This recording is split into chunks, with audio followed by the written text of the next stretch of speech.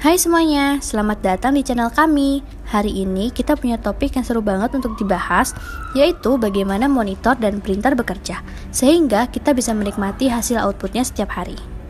Benar banget Laurel, monitor dan printer itu kayak dua hal yang hampir selalu kita gunakan.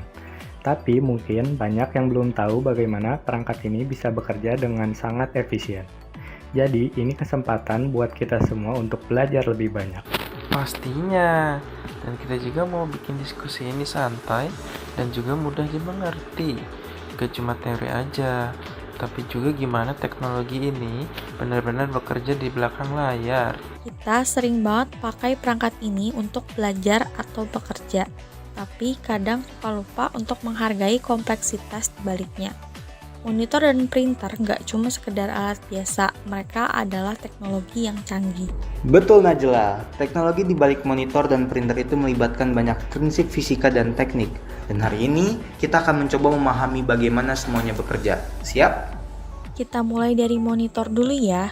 Jadi monitor itu adalah perangkat output yang menampilkan visual atau gambar yang dihasilkan dari sinyal yang dikirimkan oleh komputer. Tapi gimana ya cara kerja monitor dari dalam? Monitor bekerja dengan menggunakan teknologi LCD atau LED. LCD itu singkatan dari Liquid Crystal Display, di mana layar ini terdiri dari lapisan kristal cair yang terjepit di antara dua lapisan kaca. Ketika cahaya dari lampu belakang atau backlight melewati kristal cair, maka piksel akan menyala dan membentuk gambar. Kalau LED atau light emitting diode itu bekerja dengan cara berbeda kan? LED menggunakan diodo yang memancarkan cahaya.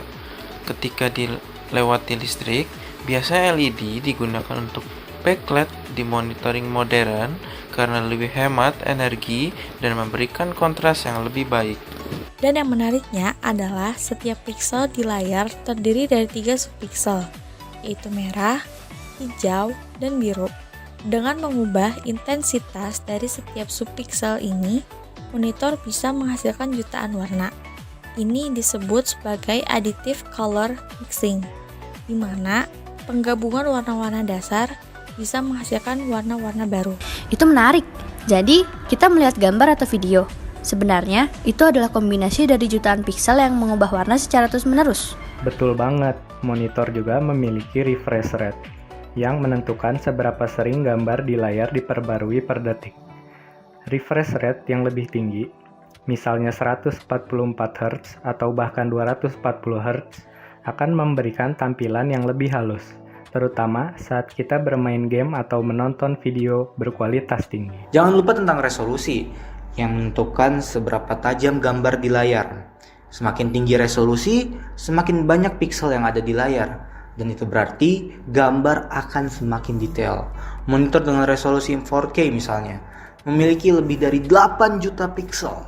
Ada juga teknologi seperti HDR atau High Dynamic Range yang membuat warna dan kontras di layar jadi lebih hidup.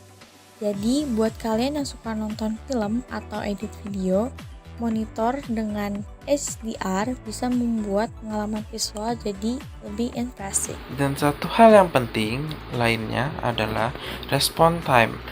Ini mengukur seberapa cepat piksel di layar bisa berubah dari satu warna ke warna yang lain.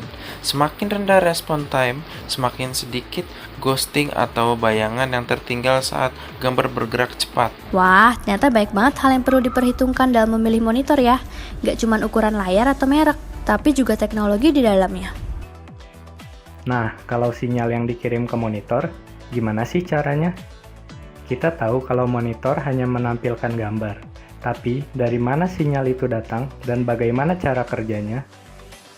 Jadi, sinyal yang dikirimkan ke monitor itu berasal dari kartu grafis atau GPU di komputer kita. Sinyal ini berbentuk sinyal digital yang kemudian diubah oleh monitor menjadi gambar visual yang dapat kita lihat. Kabel yang digunakan untuk mentransmisikan sinyal ini bisa bermacam-macam, seperti HDMI, DisplayPort, atau yang lebih lama yaitu VGA. HDMI atau High Definition Multimedia Interface bisa mengirim sinyal video dan audio secara bersamaan dengan kualitas yang sangat baik. Makanya HDMI sering digunakan untuk menghubungkan konsol game atau perangkat hiburan lainnya ke monitor atau TV. DisplayPort sedikit berbeda, biasanya digunakan untuk monitor resolusi tinggi dan sering dipakai di kalangan profesional.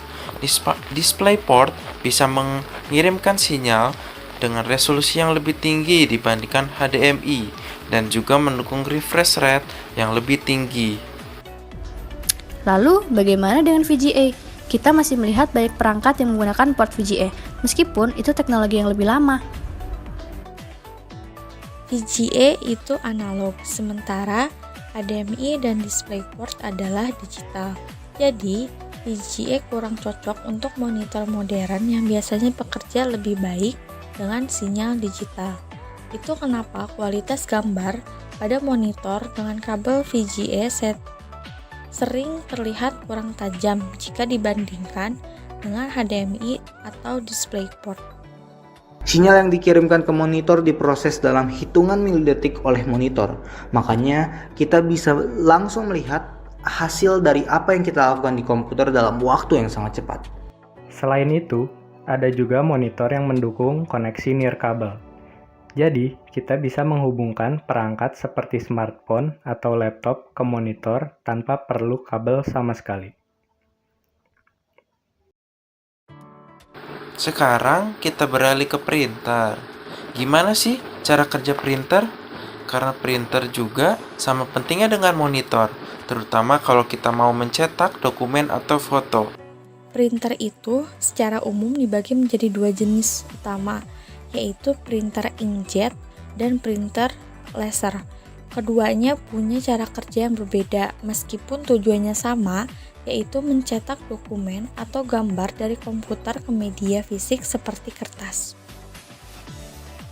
Printer inkjet bekerja dengan menyemprotkan tinta cair ke kertas. Kepala cetak bergerak dari kanan ke dan kiri sambil menyemprotkan tinta dalam pola yang sudah diatur oleh komputer. Jadi setiap gambar atau teks dibentuk dari ribuan titik kecil tinta. Sedangkan printer laser bekerja dengan teknologi yang berbeda. Printer ini menggunakan sinar laser untuk membentuk pola gambar atau teks di drum fotosensitif. Kemudian di drum ini mentransfer toner atau serbuk tinta ke kertas, yang akhirnya dipanaskan untuk menempelkan toner secara permanen. Jadi, mana yang lebih baik, inkjet atau laser? Nah, itu bisa dilihat dari kebutuhannya. Printer inkjet biasanya lebih baik untuk mencetak gambar berwarna seperti foto, karena bisa menghasilkan warna yang lebih bagus. Sedangkan printer laser lebih cepat dan lebih efisien untuk mencetak dokumen teks dalam jumlah besar, karena toner lebih awet dibandingkan dengan tinta. Betul, printer laser juga biasanya lebih hemat biaya dalam jangka panjang jika kita sering mencetak banyak dokumen. Tapi kalau kualitas cetak dokumen atau warna adalah prioritas, inkjet lebih unggul. Nah, setelah kita mengirim perintah cetak dari komputer, bagaimana sih proses selanjutnya berjalan di dalam printer? Pertama-tama, printer menerima data cetak dari komputer, biasanya melalui kabel USB atau jaringan Wi-Fi, jika printer mendukung koneksi nirkabel.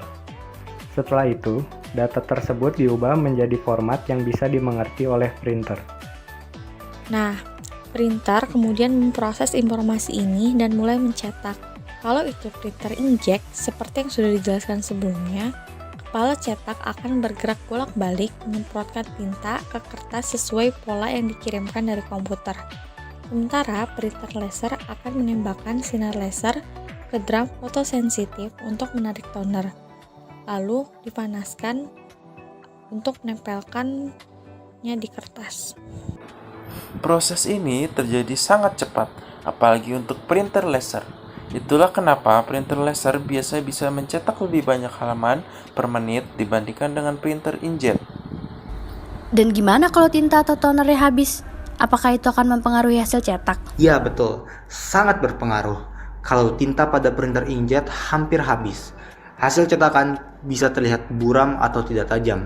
Sama halnya dengan toner pada printer laser.